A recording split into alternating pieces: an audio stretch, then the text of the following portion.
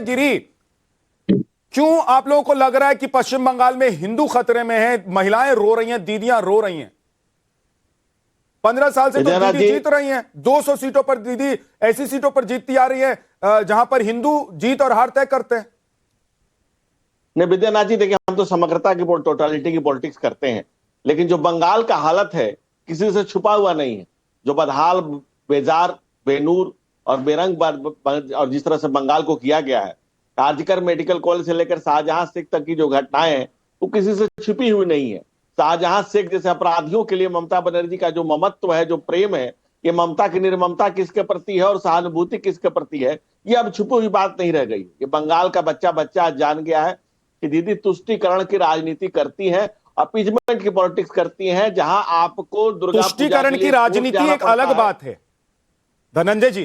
तुष्टीकरण की राजनीति एक अलग बात है, ध्रुवीकरण की राजनीति एक अलग बात है, लेकिन यह कहना कि हिंदू डरा हुआ है, इस बार अगर बीजेपी की सरकार नहीं आई और ममता की सरकार फिर से बन गई तो हिंदू जी नहीं पाएंगे, महिलाएं रो रही हैं, यह एक अलग बात है। नहीं देखिए, ऐसा है विद्यानाथ जी, कोई नई बात नहीं। इस देश का बंटवारा भी धर्म के आधार पर हुआ था और ये कहने में कोई गुरेज नहीं है कि जब जब जहां जहां हिंदू घटा है तब तब तो वहां वहां देश बटा है। 1 दर्जन देश हमसे अलग हुए, अफगानिस्तान, पाकिस्तान, बांग्लादेश, अभी नई कहानी आपके सामने कह रहे हैं। और जिस तरह से बंगाल में हिंदुओं पर हिंसा हो रही है और लगातार 15 साल में जो कत्लो गारत मचाया गया है, जिस ढंग से घुसपैठिए आए हैं और जिस तरह से घुसपैठियों को सहलाया गया है और जिस तरह से वहां पर तो तुष्टीकरण की राजनीति अपने चरम पर है, चरमोत्कर्ष पर है ममता बनर्जी जिस तरह से। और आप देख लीजिए वहां के चुनाव के विज्ञापनों में, चुनाव के नारों में काबा का नाम लिया जा रहा है, काबा काबा गाया जा रहा है।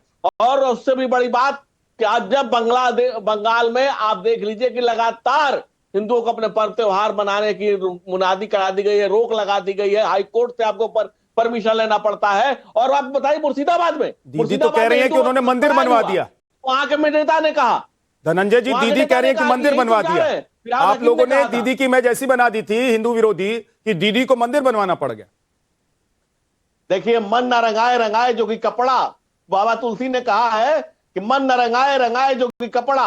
अरे छोड़िए, अपना मंदिर मत बनाइए। आप तारकेश्वर डेवलपमेंट बोर्ड के अध्यक्ष आपने फिरहाद हकीम को कैसे बना दिया? एक भगवान शिव के अवतरित शिवलिंग का, उस मंदिर का तारकेश्वर डेवलपमेंट बोर्ड का चेयरमैन फिरहाद हकीम क्यों है? तो आप क्यों नहीं बना देते? अगर सेक्युलरिज्म के सुरमा है तो आप बताइए हज कमेटी का चेयरमैन किसी हिंदू को। ठीक, बोलिए बादल देवनाथ जी, आप उंगली उठा रहे हैं।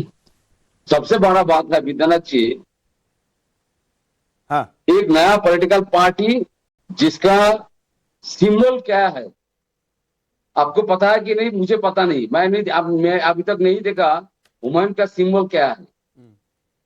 सारे नेशनल चैनल पर बंगाल में भी एक ही खबर है, हुमायूं कबीर, हुमायूं कबीर, हुमायूं कबीर। आपने पूरे बंगाल में 152 सीटों में जो आज चुनाव हो रहा है उसमें भाजपा को कहीं पर आपने देखा है? नहीं। लेकिन जिसका कोई नंबर नहीं है, जिसका सिंबल किसी को पता नहीं है, वो बोल रहा है नौदा में लाखों वोटों में जीतेंगे, हर जगह में वो जीतेंगे। एक बात बताइए बादल देवनाथ जी, आप आगे बढ़े उससे पहले एक सवाल है मेरा, आप आगे बढ़े उससे पहले एक सवाल है, क्योंकि फिर ये बात पीछे छूट जाएगी। आप कह रहे हैं कि पश्चिम बंगाल में कहीं बीजेपी का कोई कार्यकर्ता दिखाई नहीं दे रहा है?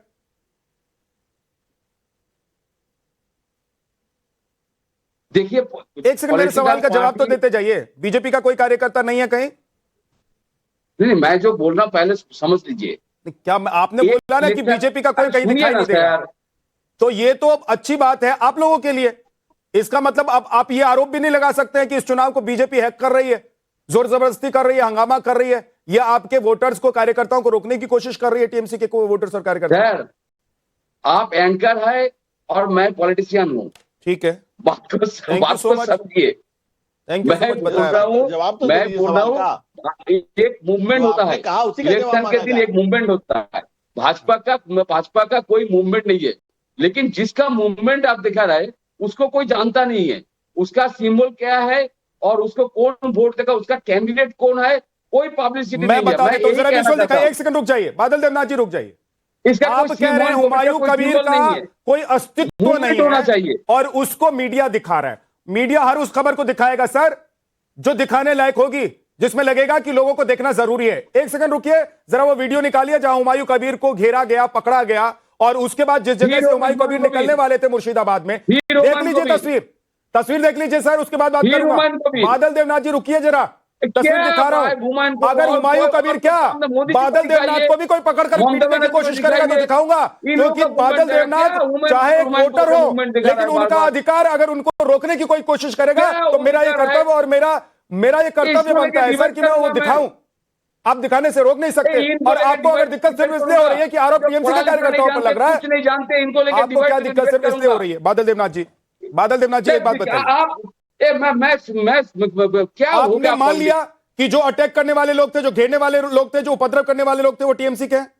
आपने मान लिया? अरे नहीं है, वो टीएमसी का नहीं था, वो कांग्रेसी इलाका था। अच्छा, तो कांग्रेस के पास टीएमसी का कोई झंडा दिखा है आपने? हमने तो पूरी तस्वीर दिखा दी है, मैं अभी फिर से दिखाऊंगा, जरा वो तस्वीर निकाल के रखिए, फिर से अभी दिखाता हूं आपको। चर्चा क्या चर्चा कर रहा है? हुमायूं चर्चा कर रहा है, आप ही लेकर आए हुमायूं को। मैंने तो सवाल पूछा तो क्या सच में हिंदू पश्चिम बंगाल में खतरे में है? क्या सच में बहनें रो रही हैं? आप हुमायूं कबीर पर शिफ्ट होना चाहते थे, अब हुमायूं कबीर पर आपको ले गया हूं तो आप कह रहे हैं कि क्या हुमायूं कबीर, हम हुमायूं कबीर लेकर। अरे हुमायूं कबीर फैक्टर है इस बार पश्चिम बंगाल के चुनाव में, अगर नहीं होते तो पश्चिम बंगाल के मुर्शिदाबाद में इतना हो हंगामा नहीं होता। कुछ नहीं है। मौमिता चक्रवर्ती, आपको जिसके पास कोई पार्षद नहीं है, सांसद नहीं है, विधायक नहीं है, उसको क्यों हाईलाइट कर रहे हैं? बादल देवनाथ इतना गरजेंगे तो मैं कैसे बात करूंगी? क्यों रोक रहे हैं अगर कोई नहीं है उसका? तो होगा पोलराइजेशन, कोई पोलराइजेशन नहीं होगा। लोग एक मिनट मौमिता, आ रहा हूं आपके पास। मौमिता एक सेकंड आ रहा हूं, लेकिन आप कह रहे हैं बादल जी आप कह रहे हैं, एक सेकंड रुकिए तो सर। एक दिन में कोई घटना से कुछ नहीं होता है सर।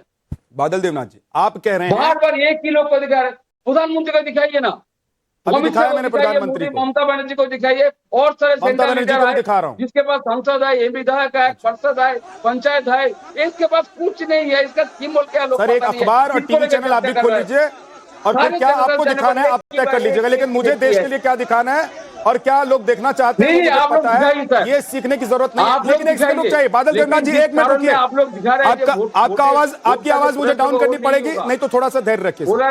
आपने हुमायूं कबीर का नाम लिया, हुमायूं कबीर की तस्वीर दिखा रहा हूं, आप देखिए ध्यान से देख लीजिए। जिस हुमायूं कबीर के लिए आप कह रहे हैं कि उसका कोई अस्तित्व नहीं है, उसका कोई मतलब नहीं है, उसका कोई विधायक नहीं है, उसका कोई सांसद नहीं है, उसको कैसे मुर्शिदाबाद में लोग घेर रहे हैं, उनको कैसे खदेड़ा जा रहा है। सुरक्षा बलों के बीच में हुमायूं कबीर मौजूद है, उसके बावजूद चारों तरफ लाठी डंडा और पत्थर चल रहे हैं। भाई आप क्या बात करते हैं? ऐसे डिबेट नहीं होता है। अच्छा, अब डिबेट भी कैसे होगी ये भी आप बता दीजिए। दूसरा पार्टी में चला गया, उसका सारे कैंडिडेट दूसरा पार्टी में जाए, 1 2 4 कैंडिडेट वो चुनाव लड़ रहे, उसको लेके मैं सीधी बात पूछ क्या बात है सर? अगर हुमायूं कबीर जी आप लोगों का काम है, अस्तित्व नहीं है, उनसे कोई फर्क नहीं पड़ने वाला है, तो उनको घेरने वाले लोग कौन है? उनको क्यों घेरा जा रहा है? उनके कार्यकर्ताओं को क्यों रोका जा रहा है? प्लान है। और मौमिता चक्रवर्ती